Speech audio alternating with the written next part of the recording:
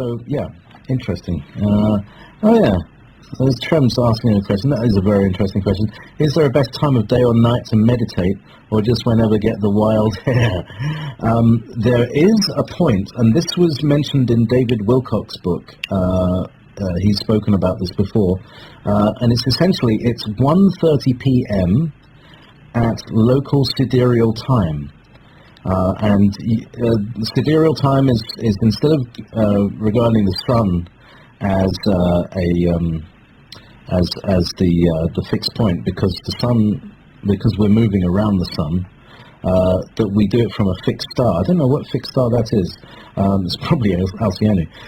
But when you go on sidereal time, it's 1:30 is when your local area is directly below or directly above you is the galactic center in Sagittarius A. So I would say that was the best time to meditate. It was the time that was discovered to be 400 times more psychic than any other time of day. So, have you got any experience in that, Andrew? Yeah. If you're an Earth-based entity, one that's been primal amount of your lives are here, that is functioning right for you. If you're someone that's a younger soul, or someone like me or JP who can trade incarnations in and out of this planet because we figured out the incarnation rules, as does a number of others, so you live a lot of lifetimes out of the planet, and then you said, all right, I'm coming back to the trap, do what the duty need here, and then you leave again, and every time you come back, you keep bringing more souls that are going to do the same thing and follow the plan that where they could all of a sudden time lock their abilities in a future event and trap the administrators who were trying to predict everything. That's why there's a lockdown around this planet, because they trapped them. They caught them in a mistake. So what's your actual time of day for the day or night is your most amount of power? It really depends on how you dream, when you wake up, and as you begin to wake up, how much dream time you remember. If you're a person that doesn't remember your dreams, and generally, as JP would describe, that would be the default time you would go to. If you do remember your dreams, and that time that you wake up so all the dreams fade away, that is ultimately your peak time.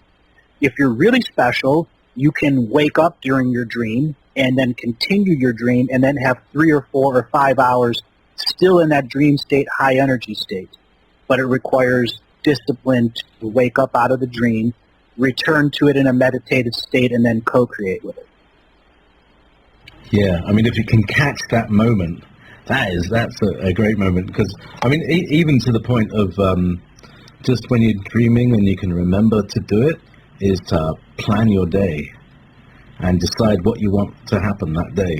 You know, even if it's just like mundane things like getting some work done, you know, it will psychically push all the rest of the pressing events around you away so that you have the time and space to do so. Exactly. Those are the shamaning moments inside people. Yeah. When they choose to manifest stuff in their life. That's how our deja vu is born. Oh, deja vus. Yes. I've experienced, when I was a kid and when I was young, I didn't used to remember my dreams day to day. And actually still don't. But I seem to remember having dreamed something at the point that I experience it in this world. And it's like I've experienced the whole scenario, whether it was a dress rehearsal or a holograph or something, and then I experienced it, and it's like there's a delay. It's a bit like the delay that we have in manifesting our radio show here, that I'm speaking at 14:09, and people are going to hear it about 14:10 or so, as it propagates through the matrix, through the events. And so,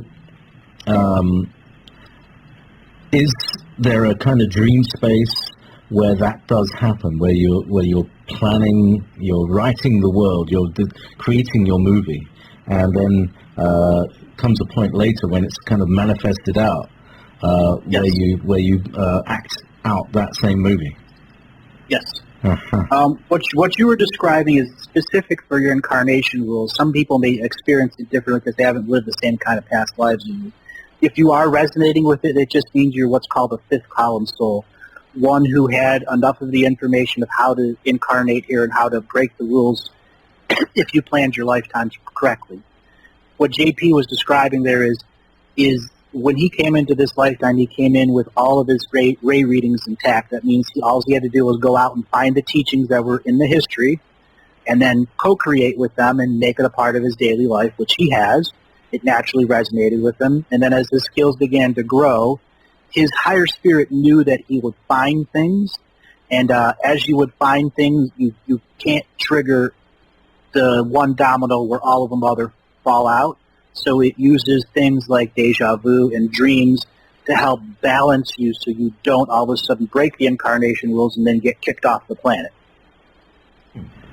Break the incarnation rules. I like the sound of that. How do I do that? You get kicked off the planet when you do. There's specific things that if you do and all of a sudden have all this knowledge that you're not supposed to because they're limiting the total number of potential beings that can have the vast majority of the knowledge. So, So your dreams are where you can break the rules, and if you are able to remember more of your dreams as you begin to wake up and meditate and co-create with it, you can bypass the rules of the numbers of people that are limited the potential, which was set up by the administrators, which is the Council of 12.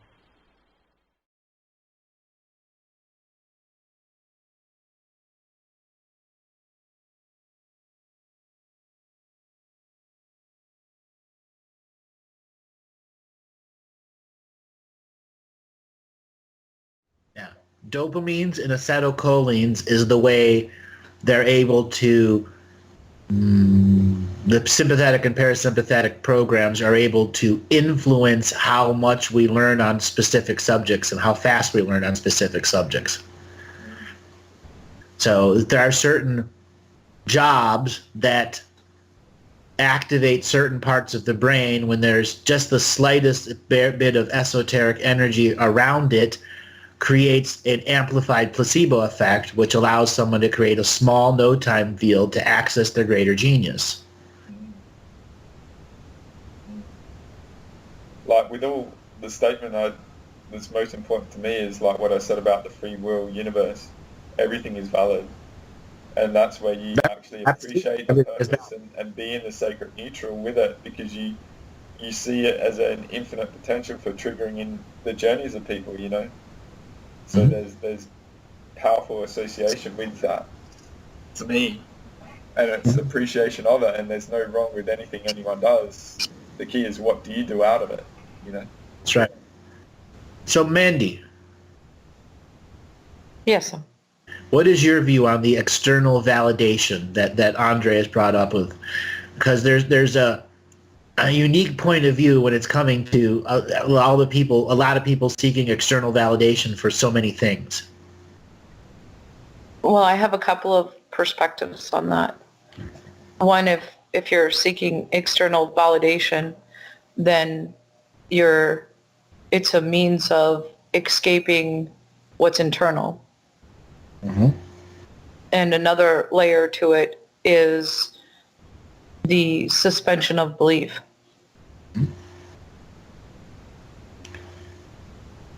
Suspension of belief of value of your own thoughts. Exactly. Suspension of belief in you're the apex of your own hierarchical order. Believing in the hierarchical order. That's the raw structure right there. Yep.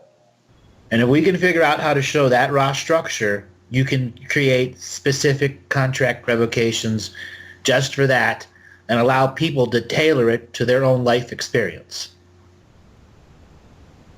So they can make a separation of density of what was the forced evolution in their life and what was a natural organic evolution. Because so many people want to know, was that girlfriend or that boyfriend or that college teacher I had, were they meant to be, or did it organically grow because I tried to create something, not my fetus creating everything? Because we do create things that the fetus doesn't dream up. It just dreams up a blueprint usually.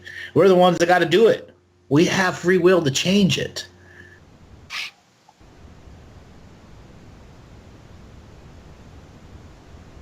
That's why that statement, I in the ever-present co-creative moment of now, is the suspension of belief. There's nobody else other than that moment of now. Yep. The one speaking. All the other ones are in the past or the future. There can only be one moment of the now. One signature frequency moment of the now. There can be many moments of the now. There's only one signature frequency, though. Yeah. Like I love that line though, because it's what are you bringing into that in that moment. Like it's a good way to write down a list of the preconceived concepts. Just in exploring what are you preventing yourself to having an experience of from this moment on, based on what you've been through and all that. That's right. But say, like, for one example, the external validation, it's like, particularly for women, the body image is such a main thing in our society. And, like, you put clothes on and stuff, and it's like, do I look good in this? I mean, I appreciate the thing is, like, getting a compliment and stuff, but then there's also, like, I need someone to confirm what I might not confirm in myself, So, It's that validation. Yeah. You don't need someone else to validate it, just like accept yourself, And using women in that example is probably like pretty dicey in some respects, but it's just a good example, it happens all the time. So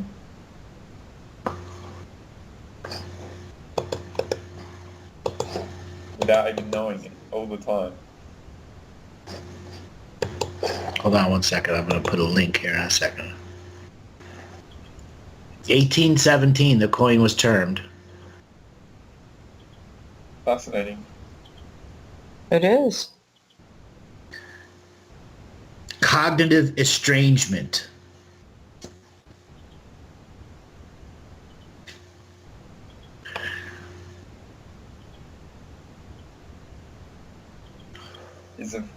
In fiction involves using a person's ignorance to promote suspension of disbelief. Yeah. Interesting words.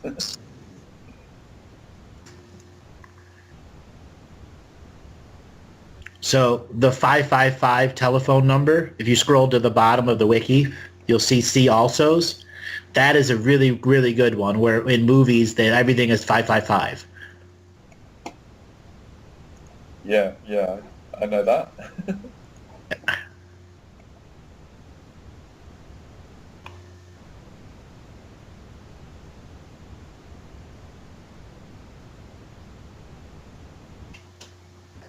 So Interesting how they also note paradox. Uh-huh.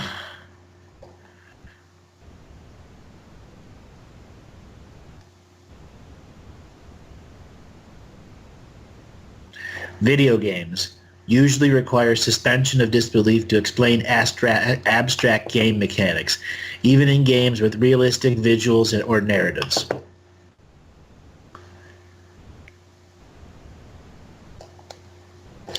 Due to the nature of game levels, they are usually bound by invisible walls, restricting the player from exploring further, even if they should technically be able to.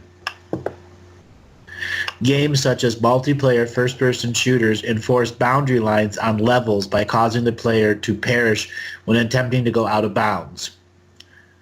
That's everything we were talking about.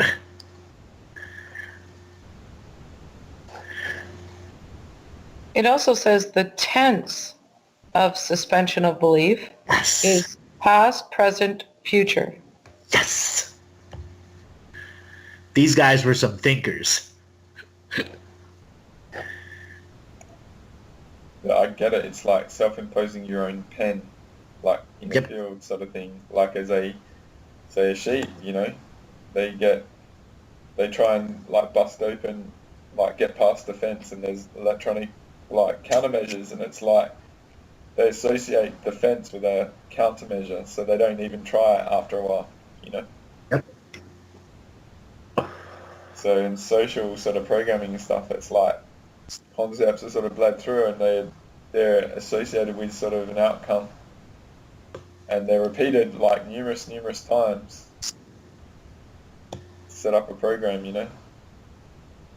Yep. But I sort of see what you're saying with games. It's like it creates a potential of suspension of what we know in a fantasy sort of environment. Yes, that's that cognitive estrangement. So the last part of the first paragraph in the wiki, where it's got a bolded cognitive, if you read that, it's just what you're saying. Yeah, it's even a little bit more. So the suspension of disbelief and the engagement of belief is the science of abusing the placebo to manifest mystical in a boundary of accepted physics. Taming the mystical. That's what reality experiments are. Yeah, and then because it's such a ingrained social sort of engineering program, it's like then you've got the peer group sort of pressure, so we sort of impose it on each other, you know? That's right. Yeah. It's like, you can't do that. No way. Tell him he's dreaming, you know? It's like those sort of concepts are sort of seen as ridicule, you know? Uh-huh. So if you're set up for external validation, your peers will operate in this way, you know? Oh. And shut you down on a conscious level, you know, potentially. Interesting conversation.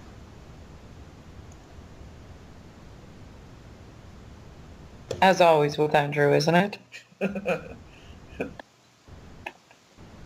Suspension of belief. That's right. In the ever-present co-creative moment of now. Yeah, but the 90s era was very interesting. So it's like fascinating we covered all those sort of aspects of it. There was something else that I wanted to do, and I just can't remember it. With the law or anything? No. It was pulling a thread of the whole conversation that we've had for the last hour and a half. It'll come to me in a second. So the 90s, the wizards, the internet, the technology. Yeah. I'm afraid. Can you just bullet point a little that? I'll have to piece it from that. Yeah. Because it's like bringing like 25 topics to synthesize one. Yeah. All right, so the first line was in the ship captains. All right, the ship captains are the freight companies. They are the modern wizard class, but technological wizards. That is something they needed in off-world vessels. So just as in previous eras, ship captains were the AAA league and sometimes the high-end ringers that could be brought into other places because of the value of experience that you have from one individual and their knowledge base. That needed to be integrated from military ship captains as well as just standard ship captains who are carrying cargo that could be entwined with their cargo. So when they were going world to world in cargo transfer missions, that the captain had a lot to do with the cargo. It's in general. Now, the way the Babylonian money curse intertwined with the captain, which is forced evolution to force a being into a high layer of refinement of psychic skills in the unseen world, so that when they became off-world, all of those unseen skills became seen, direct, manifest skills. And that's genetic farming in a nutshell. Okay. Materialism, transport, international taxation, money, India, digital banking. Digital banking is how ship captains can take debt from one planet and bring it to another. Okay? The Y2K and the law and the wall and the law, that is something else that they brought as systems of belief to be observed by other forced evolution organizations that were looking for a new tactic to employ in their own territory. Just as we would have trade shows, the Confederation has their version of forced evolution trade shows that they invite other people to come and see. That's the blueprint for the off-world trading and the continuation of the DNA farming. Stock trading, publicly listed mercenary companies. Now, that was to fully accept militarization as a cognitive function and to engage the cognitive disbelief that, you know, there can be something other than the military in existence. Because everyone has a belief, the suspension of belief, there can be no other military than the military in the country. Until all of a sudden there's a legal military mercenary unit that exists within the country. The bankers are what household and store that. Ships, off-world ships, are basically their own mobile banks.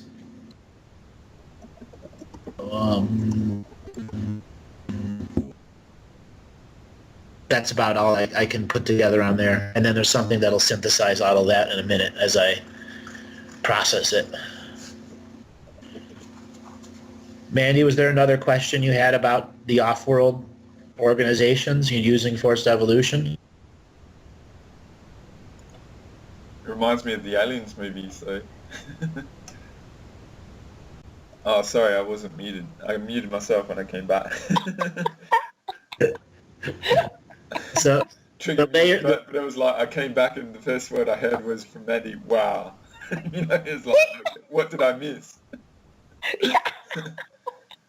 So the amount of suspension of belief that happens when somebody's internet call drops during a very heightened conversation. My parasympathetic got triggered. Yeah. I remember a lot of my old shows that would get interfered with, and the majority of it was just at that era internet overages in the particular area, or bandwidth issues, or just the connection itself. And then, yes, there were the classic times where it was the psychic energy interfering with it.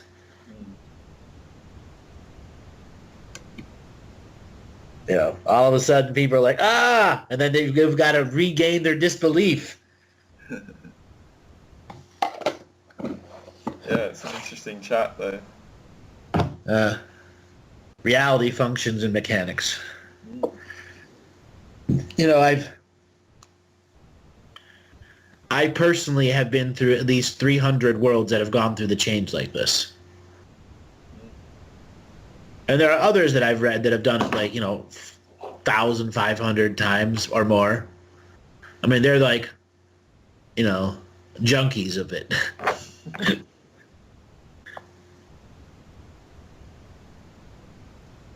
But that's that expression of the higher density military intelligence.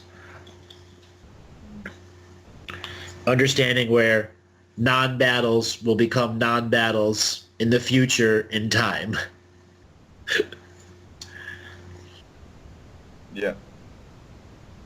Yeah, I mean, that's the way I get the concept that it's a stalemate on so many levels, and it's up to us with feet on the ground, you know, to actually be the ones that contribute to the subtle shit, you know. That's right. Act as the interface of the quanta. The counting and the numbering, enumeration of the actual infinite. Yeah.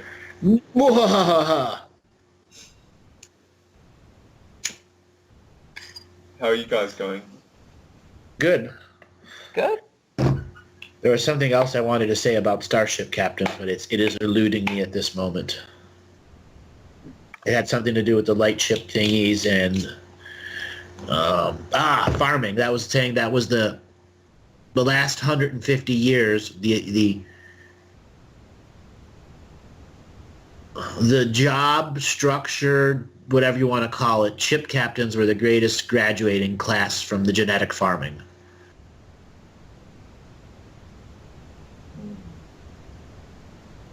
the off-world trade. Yeah, my Let's suppose that Yes. you're writing a really important email to a colleague. I've got a web browser, 'cause I've Or a restarted post my on browser and Facebook I've got that all your automatic friends will start. see. Where are you? Or a paper for your English class that you just have to get an A Your on. unseen computer world. That is the other thing that the tech industry brought, was a way for the unseen world to affect the seen world. Ah, Direct effect. psychic parasites and stuff. No. Psychic parasites can be transferred through light bulbs and electricity current. This was a way to abuse the reality rules so that if somebody was talking to somebody through the computer, like through this format or just through texting, their light bodies come through the wires and are able to be propagated through the CPU process.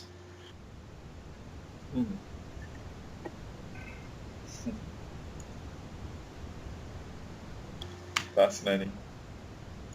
It's all about reality. Learning how to abuse it.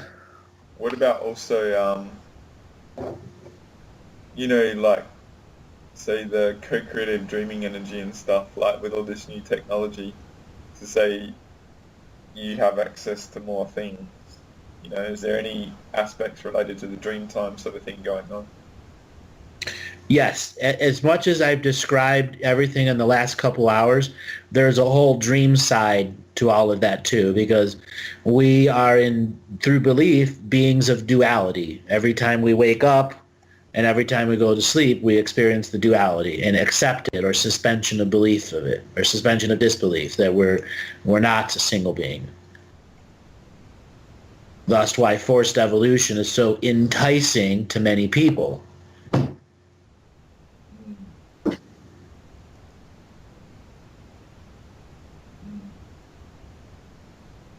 If I've created forced evolution, I must have dreamed it ahead of time, which influences the philosophy of belief. I'm a signature frequency match for something I'm created. No, you're a signature frequency match because you were duped and you're gullible. You bought into a system and an ideology. Yeah. And you had a vested interest potentially in the outcome for yourself.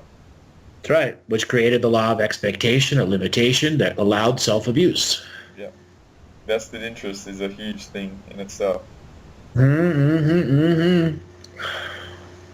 One thing I was actually going to say is, like, we skipped the topics quite quickly, and I didn't want to interrupt you, but say this goes back to sort of like how we can use sort of the postal system and that, by sending with intent, like going back to writing letters, and sending it through the postal sort of system. And like me, I like sending crystals to people around the world, Right. and to sort of like negate the geometry of these sort of things, like by your intent.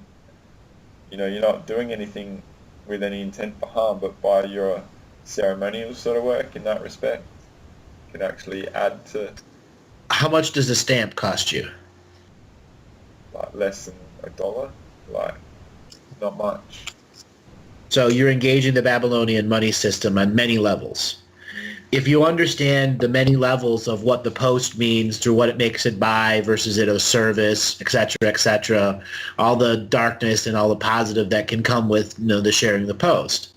Yeah. So when you able to separate those natural 1 degree of separations versus the artificially, magically, or technologically created 1 degree of separation, we then begin to not believe in natural synchronicity anymore.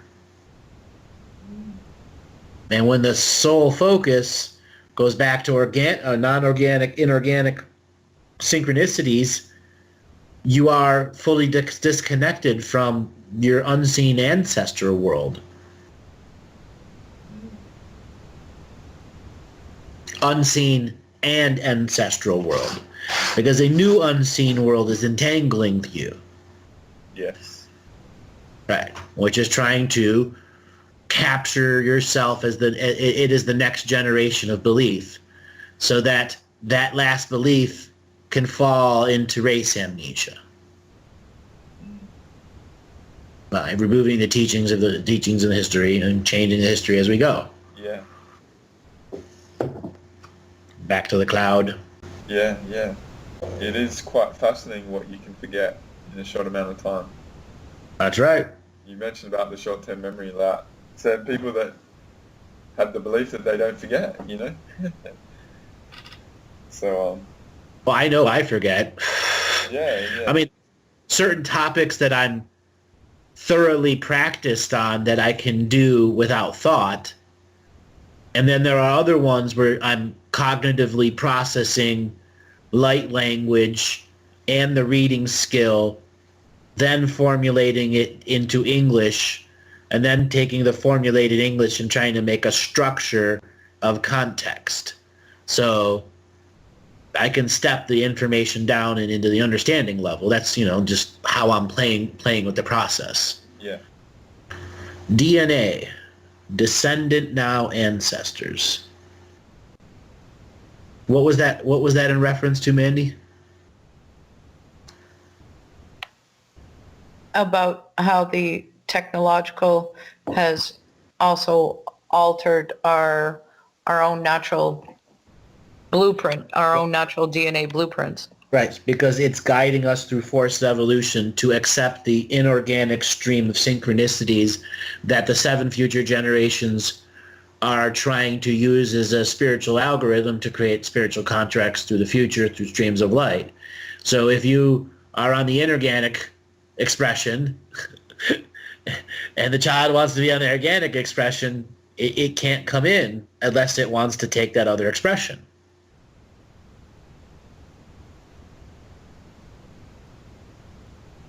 Yeah, stopping our own descendants of ourselves from evolving too.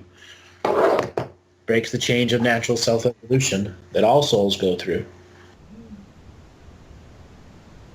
It's not about what you do and all of the things you create or don't create. It is truly about lifetime to lifetime endurance and gaining joy and happiness out of them. It's not about success. It is just about joy, happiness, and love. Yeah. Those are the 3 natural things that will occur, and a soul will evolve to great new levels. What it chooses to do with that awareness of great new levels will ultimately be determined at what scale it wants to impact its environment. Suspension of disbelief. It's interesting because in Greek culture, when a man passes away, those are the 3 specific questions that they ask. Really? I didn't know that. Those are the 3 specific questions that they ask, and that's what will the community then either looks at him as being a successful man for generations to come. Yep. Because he did find those 3 specific things. Joy, happiness, and love. Yeah. It wasn't about how many sheep you had or... Right. Or how many olive trees or who your olive oil was better than his wine. Competitional stuff. Exactly. It's about the impact. You know how hard it is to be non-competition in a business world? Yes, I do. Yeah, you have to make non-competitional products. In a competitional world. Yeah, like creating organic sort of, or not organic, but original sort of, say, genres in an industry, or not an industry, but in a market space.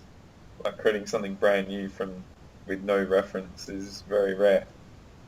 Right. It's usually doing something that someone else is already doing, but you just want to do it better, essentially, or you can give an alternative to something that's already out there. That's right. And it's the intention. Absolutely. The intention, yeah. The power of intention that has the power of belief, that has the engagement of the placebo, that has the power of the soul, that doesn't matter because it's a non-agenda side, and the placebo is just a way to balance the agenda and non-agenda side that relates to spiritual contracts. There's that formula right there. That's what I was trying to get to. The placebo, the formula to the placebo. Well, I'm glad I got that recorded. Yeah. I'm gonna listen to that. I think I was trying to focus, and it was like. Me too. It was brilliant. Wow. It can be its own. It can be its own standalone extended teaching that connects into a lot of what is required in personal suspension of disbelief, so you can get into some of the advanced light mechanics so that they can be spoken in a non-telepathic format, so that it actually is in the colloquial now. It's vital that it's in the colloquial now. There can be graphical aids, but the colloquial now should be able to create the mind image itself in the frequency vibration, so that the light mechanic rules is a direct translation of the actual light language. They're still base 26 alphabet, so. Yeah. Which is something else that if we want to have some kind of mathematical explanation, we can use the base 26, alpha numeric system. Or it's not base 20, 36, whatever you want to call it.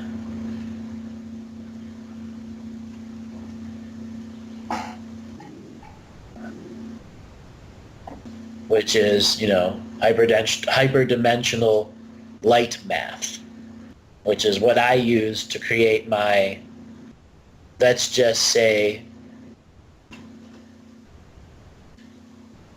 system of pattern recognition when something that's being projected at me as a cipher.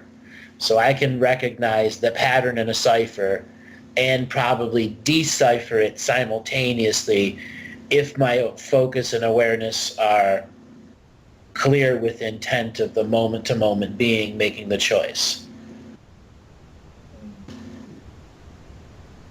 So your state of being has an aspect to the access, essentially, what you're saying. So as a foundation, the sacred neutral is core to actually the relationship to perception. Yeah, there's if I dare use it in that short term, which is... Yeah. There is a duration there. Because when does moment to moment end?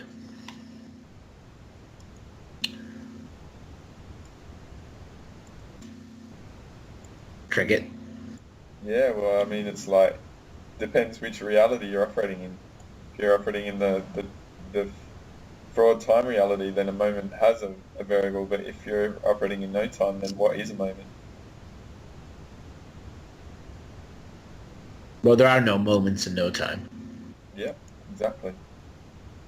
So moment to moment ends when we stop our suspension of belief or disbelief.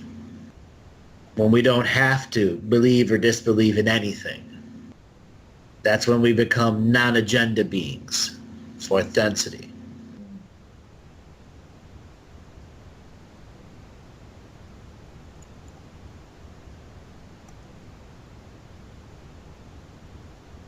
I can see the hamster wheels turning. No, I get it. Oh, I get it too. I'm like appreciating time for being a boundary, That's all it is. But it adds a lot, for what it offers, and like I said, there's no wrong in a free will universe. So it is what it is. So technically, there is a wrong in a free will universe when one is being dumb. That is just wrong. Well, I mean, and karma to me is like the consequence of exploring some aspects of this free will. Like totality, there's consequence for action, Yeah.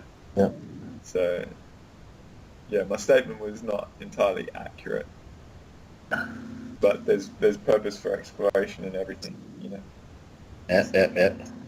So, like say I get the concept of where time was implemented because of like the local realities were conquered, and then a church was set up with a bell to signify the change in times, just that ring of the bell. Ring-a-ding-ding. Send your money to the Pope. Yeah. But even like the construction of the bells and the frequency that they offered, That's right. it was Technology. That was the only that was, again, that was back in the day where very few noises were technologically created. Yeah. Non-natural, yeah. Yeah. And then it would ring at certain times of whatever, and then it would start being like integrated into the memory, That's right. And society started conforming to it. Which, right, and then in cities it started to ring every hour of every night. Yeah. Yeah. But it's fascinating. The shadow. Like in my city, I live very close to the main tram line, and the trams used to be very, very noisy. What happens is that you start getting accustomed to that audio sort of sound, where it's there, but it's in a subconscious way. So it's like a subtle subconscious reference, but it doesn't interfere with your experience until you actually push focus towards it. So like you're saying, I'm sort of feeling how it would have been such a unique frequency in the audio range, but then after such an extensive use, years, decades and stuff, it would have been there, but it wouldn't have been there, Uh-huh. Until suddenly that's a part of your dream world. Yeah.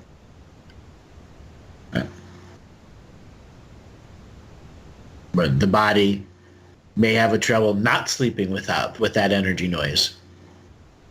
Absolutely. Huh? There's a classic example of many people who live in the city. As soon as they move to the country, the silence drives them crazy. Yeah. Every little bug, every little thing, everything makes a noise, drives them crazy. Yeah. Huh? And then vice versa, the people that are in silence, and there's never any silence in the city. Yeah. Always an ambulance, always something, always noise is coming on.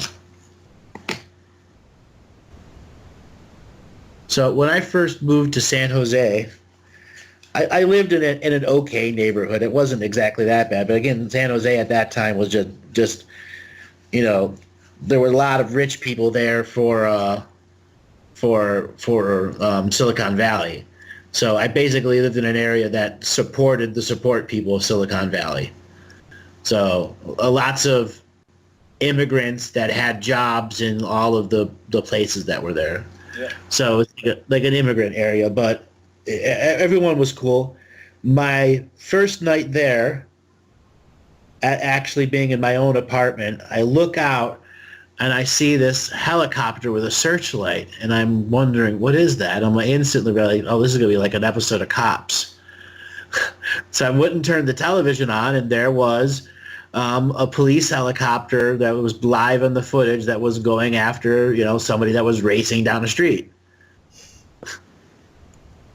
I'd seen it on TV, but that's the first time I'd seen it live. Yeah. Live. And I read the Akashic of that moment, and it wasn't about the individual driver or their car. It was how everyone was observing that searchlight awake and asleep. Dogs, cats, everything was. Because it was coming through the television at the same time, which is in your broadcast airwaves.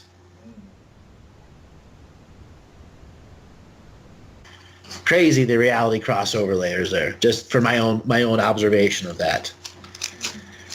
It goes to some of the greater mechanics of how incursions in a reality that come from an airborne source on a society that uses gravity and density to define volume and space.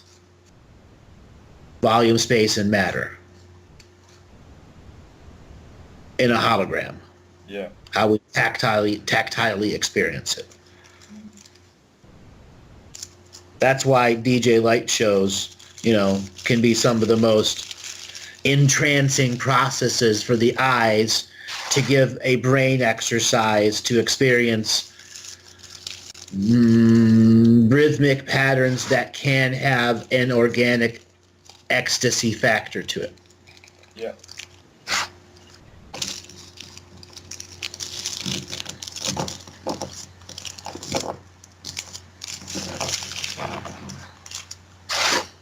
So I don't want to digress from that, but your first night in San Jose. So you, you saw a real aspect of the reality in real time and stuff.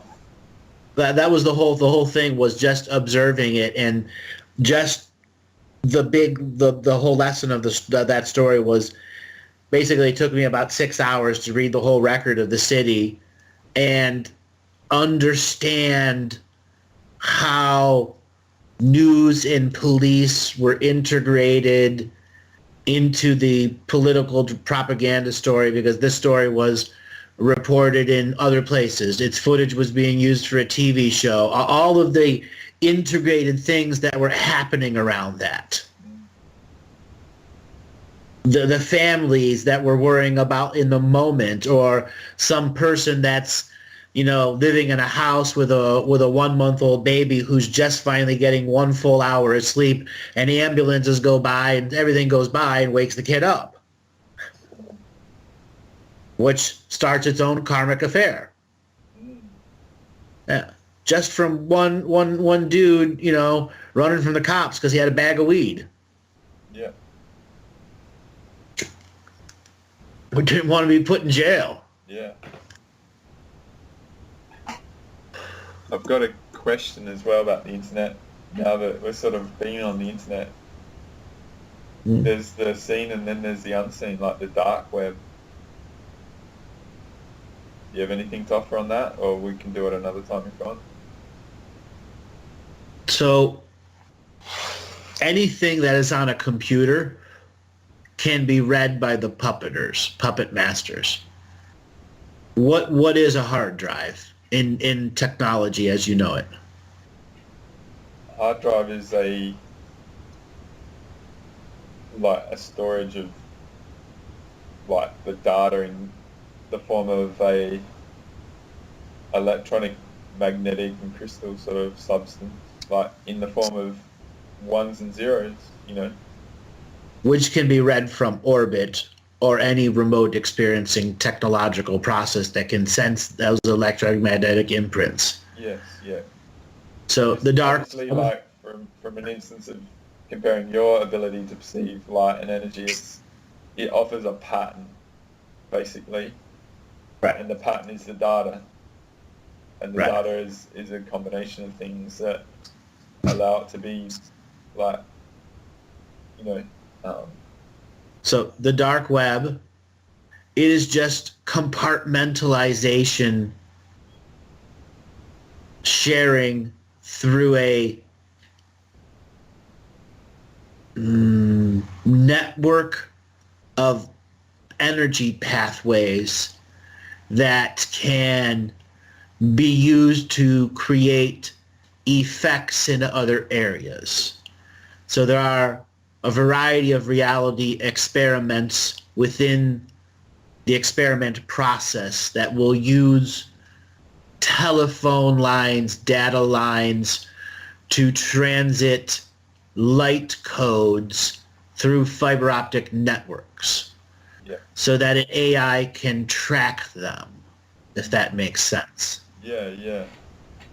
Is one, I was just contemplating it, and there's sort of a perception that the dark web is where all the criminals sort of hang out and do all their stuff, So no, that's where the state-sanctioned black projects exist there. Yeah. The child abuse rings, and so on and so forth, the mafias. It's not just for the criminals.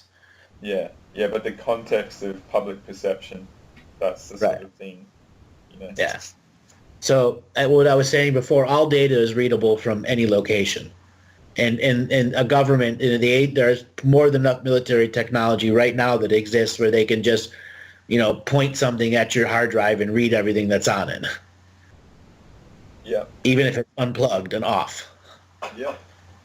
Yeah. So like the whole illusion of encryption and stuff is just that, But just as they could read every document of paper in your office too. Yeah. Yeah. Yeah. Like, I mean, the whole whistleblower sort of thing, it's like... But will they understand your pattern? Yeah. Which is why I have chaos in my pattern. Which is my justification. Yep. You've mentioned many times about switching your routine up all the time, Like, to me, I like to do randomness because there's a relationship between synchronicity and randomness to me. So, organized chaos. Yeah. So sometimes I've done stuff and it's like, oh man, I've got the date wrong and all that, but it's like, nah, there's another purpose to this, like beyond the alert, sunshine, there's something here. Potentially. It's not an expectation, but it's like, there's another reason that you weren't aware of the layout for. It's like that. It's like, okay. It's cool. So did you catch up on Pizzagate at all? No, not yet. I don't know anything about it, to be honest. Don't unless you want to be exposed to some nasty child bullshit. Okay. If you wanted to catch up on something, I'll show you an article, but just don't. It's an attempt to expose the child nasty rings, and a lot of it has some truth to it, but there are some incredibly negative processes behind that truth. Okay. Like zealots and all that sort of stuff. Yeah. And then some people that have the overwhelming proof that they exist, like actual officers and stuff like that, and nothing's being done because it goes all the way to the top. Yeah. Well, it's fascinating. Like last year, I think it was, could even be this year, in Australian federal parliament, one of the independents brought to public aware a list of high-ranking public media sort of officials from the 80s and 70s that had evidence, and he submitted it to public sort of perception in Parliament, and nothing amounted to it, and I've seen the list. It's like, it's fascinating. What? So it's like, when there's a public perception and an interest, there's a redirection purpose, not really it's like an energy harvest or, Well, that's direct life force harvesting. Yep. When they're using the abuse rings like that. Yeah, it's very murky sort of stuff. Yeah.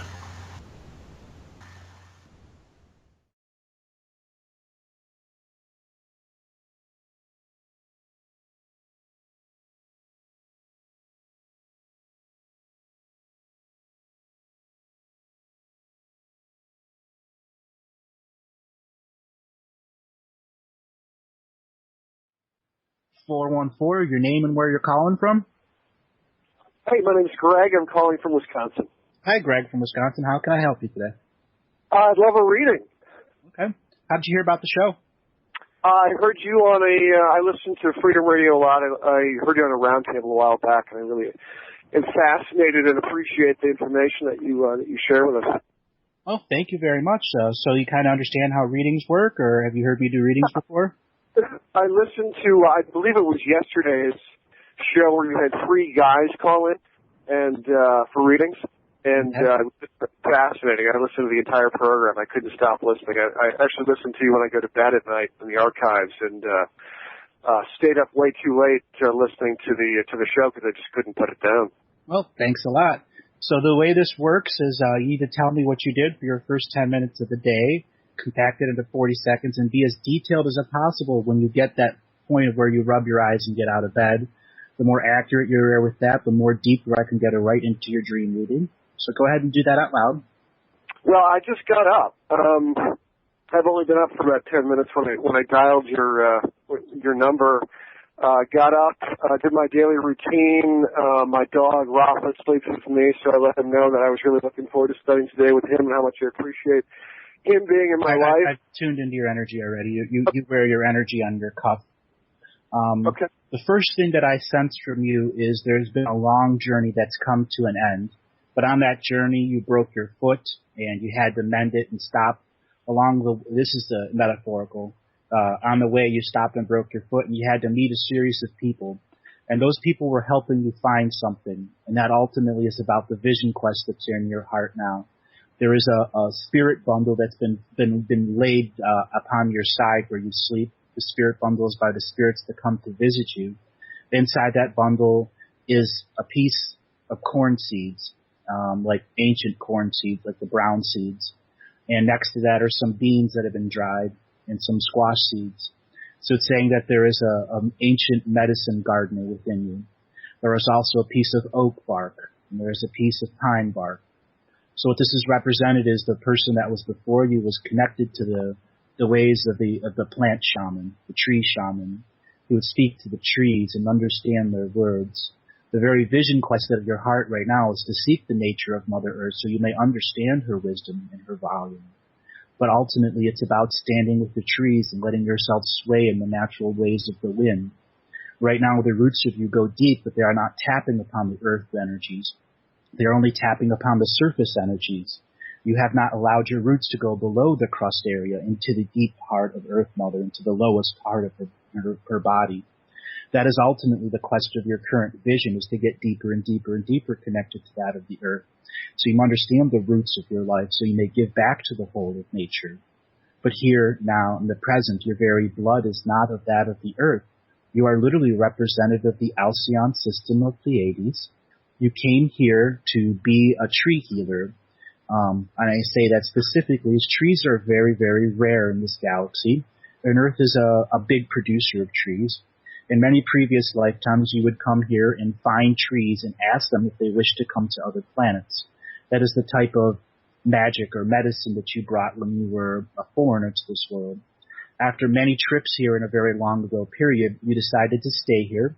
And as you stayed here, you got caught up into the trap of the incarnation grid and began to have your first year at the School of Hard Knocks of planet Earth. As the School of Hard Knocks got over and over each lifetime, you got a less and less and less connection to the earth until finally all that was left was the blood of the Pleiades person that was flowing through you and the original connection to the concept of the roots and givings of a tree and a forest.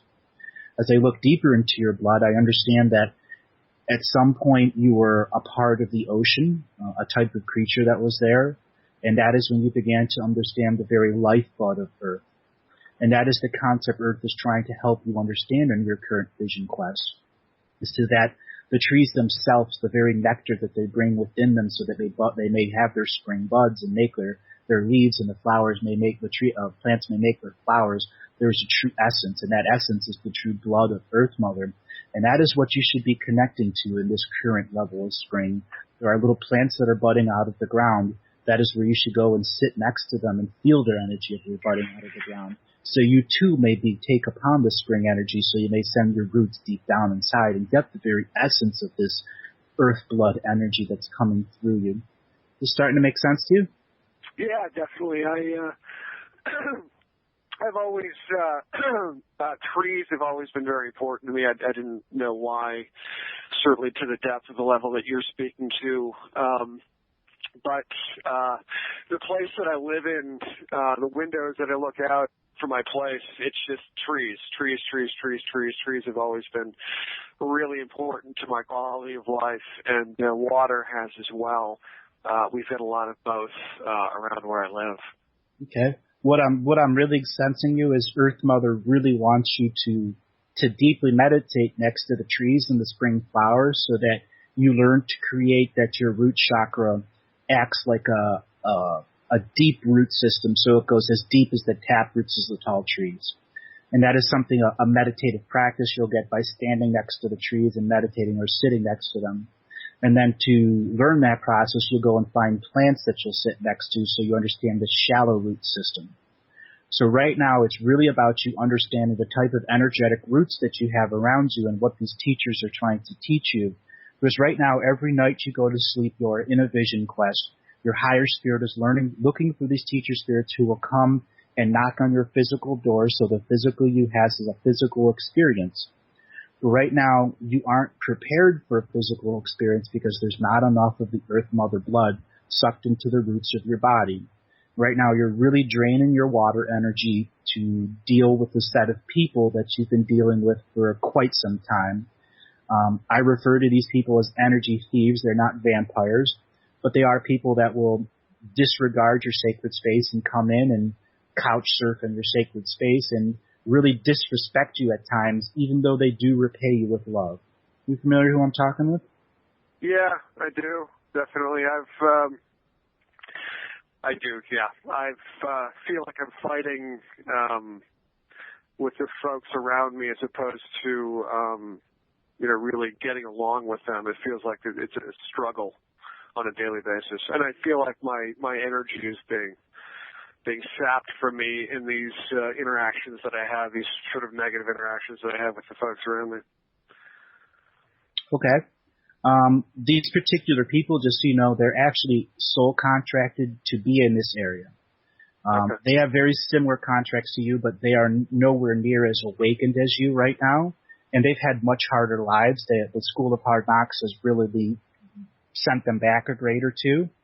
And you're at this stage where I'll describe it like this. You've graduated high school, you're in the college, and you're in your second semester of your second year.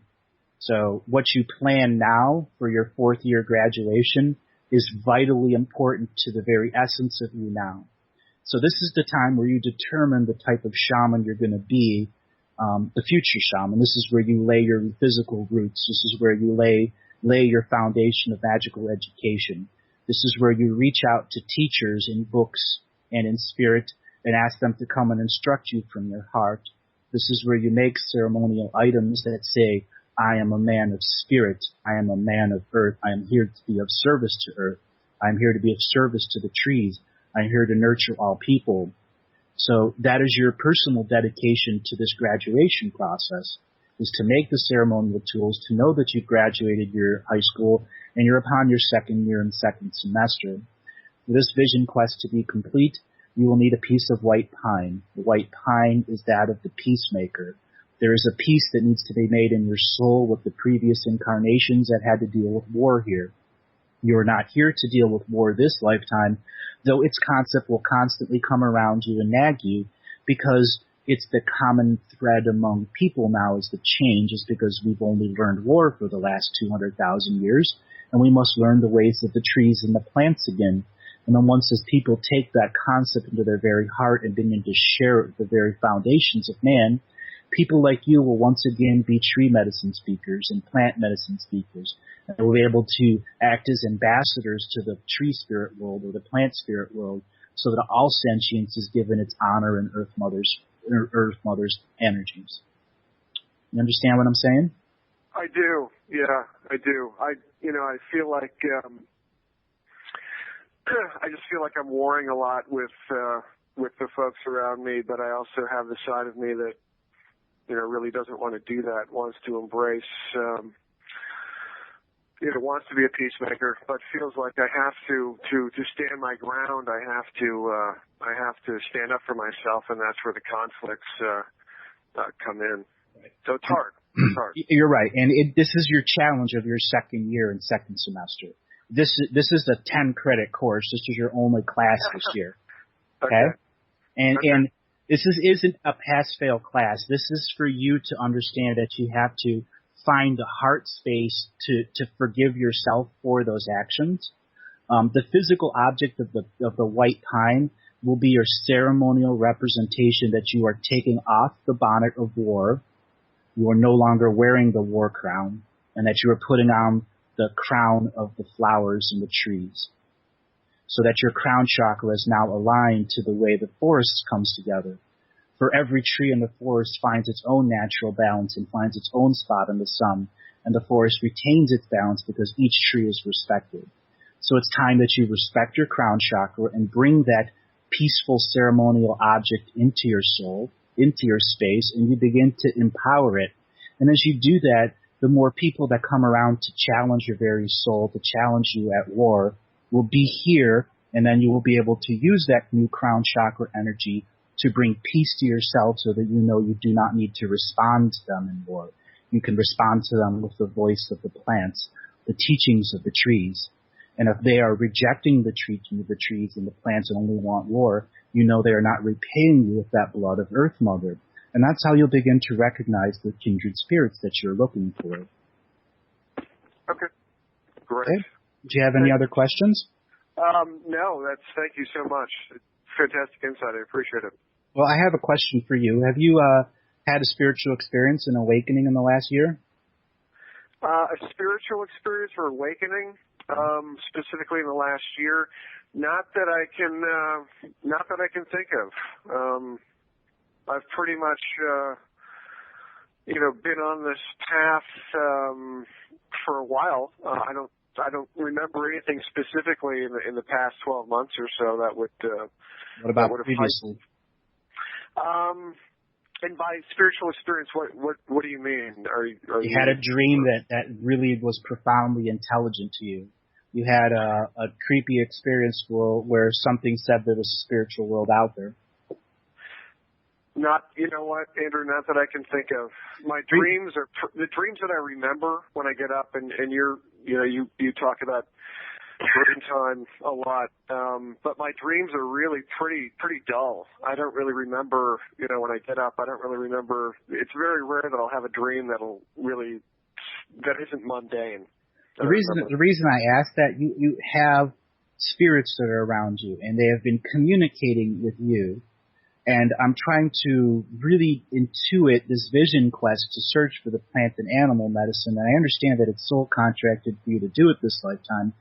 But there's really something here that you need to physically start paying attention to. Not only are they knocking on the doors and putting their fingers on the chalkboard to try to get your attention, there are times pounding on your door and say, "Wake up!" So you need to literally make an object that you wear around your heart to remind you to communicate to them. Okay, so I need to make something?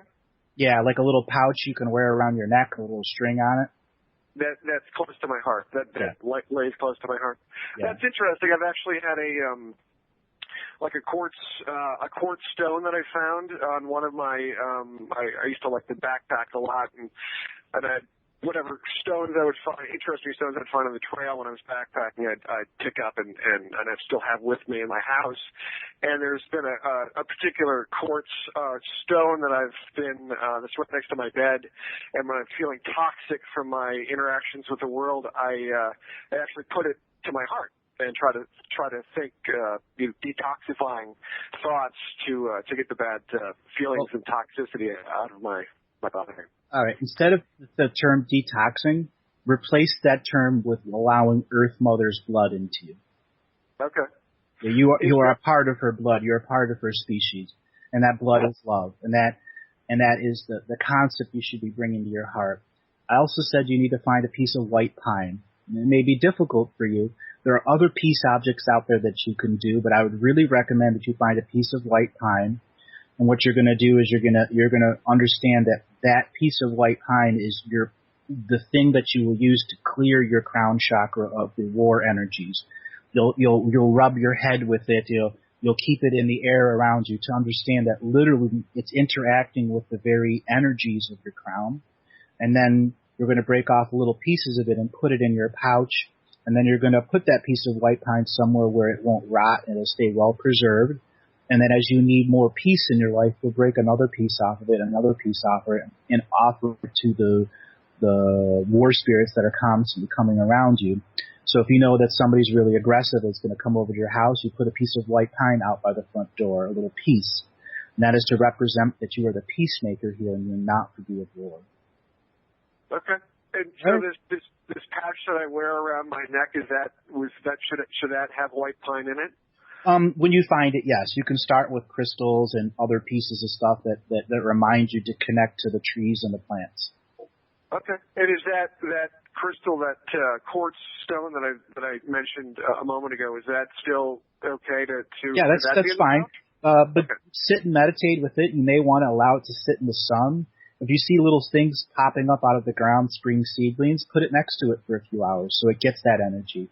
Because that's truly what you need right now is the concept of how these plants come out of the ground every spring and grow their roots deeper and bring up that very life essence of Earth. Okay. Well, thank you so much. Appreciate it. You're welcome. Call in again next week. Tell me how things are going.